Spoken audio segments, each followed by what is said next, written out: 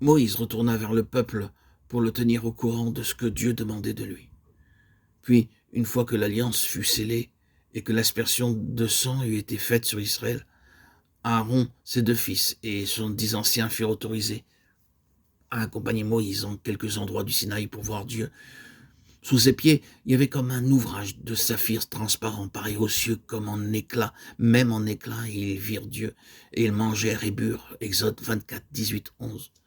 La lumière. Mais c'est du sein des ténèbres que Dieu avait donné la loi.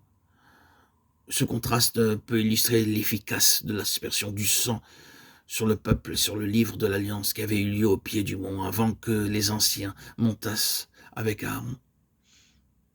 Ceci s'applique en tout cas à l'évangile de la grâce. Le jugement intervient d'abord, et il peut s'accompagner d'épaisses ténèbres. Mais quand le pécheur est allé à la croix, et qu'il s'est mis au bénéfice du sang versé en expiation du péché, alors la lumière, une lumière céleste resplendit dans son cœur. Les anciens d'Israël virent Dieu de loin, nous est-il dit. Ce n'est point cette vision de l'Éternel face à face que Moïse devait connaître plus tard. Marcher dans la lumière comme Dieu est lumière. C'est là une vie bénie. Mais il est possible de monter encore plus haut, plus près, jusqu'à être en lui ce qui est la lumière même. Ainsi, du groupe des anciens, Moïse fut appelé à monter plus haut. Monte vers moi sur la montagne et demeure là, lui dit l'Éternel. Aussitôt, Moïse obéit à l'appel. Il pénètre dans la nue qui couvre le sommet.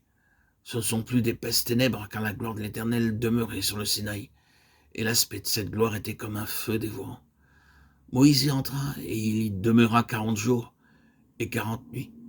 Les 6 premiers jours se passèrent dans le silence et l'attente. Ensuite, Dieu révéla à Moïse ce que devait être le tabernacle, où il demeurait au milieu des enfants d'Israël. Tout ceci s'applique exactement et merveilleusement à l'expérience chrétienne. C'est dans les ténèbres avec Dieu que nous recevons ses enseignements, sa loi. Mais c'est dans la gloire, à l'intérieur du voile, qu'il nous montre son plan à lui pour nos vies.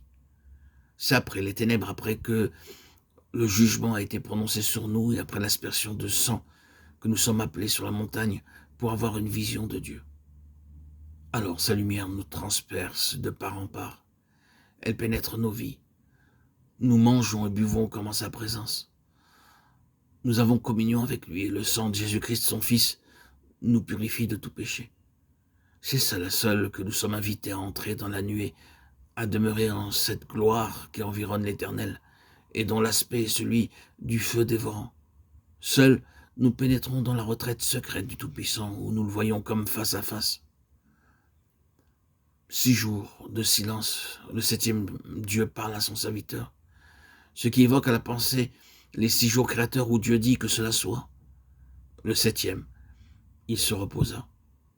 Ici, Dieu attend que Moïse soit en état de percevoir cette note douce et subtile où il révèle sa volonté.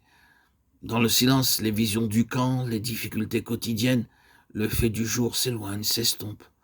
La pensée devient libre. Les bruits de la terre, les pulsations de la vie terrestre n'arrivent plus jusqu'à Moïse. Le 7e jour, nombre qui implique la perfection, Dieu constate que l'instrument qu'il a choisi est prêt, prêt à recevoir ce qu'il veut lui communiquer. Ainsi Moïse pourra regarder et garder en son esprit le modèle du tabernacle et de tous les ustensiles que Dieu va lui montrer sur la montagne. Plus tard, il pourra en surveiller l'exécution. Exode 25, 9. Moïse ne fit rien que regarder, recevoir. Aujourd'hui encore, Dieu a besoin d'instruments qui cherchent avec ardeur à le connaître, d'instruments prêts à renoncer à eux-mêmes, à leurs idées et leurs pensées propres, pour qu'ils puissent leur communiquer sa pensée.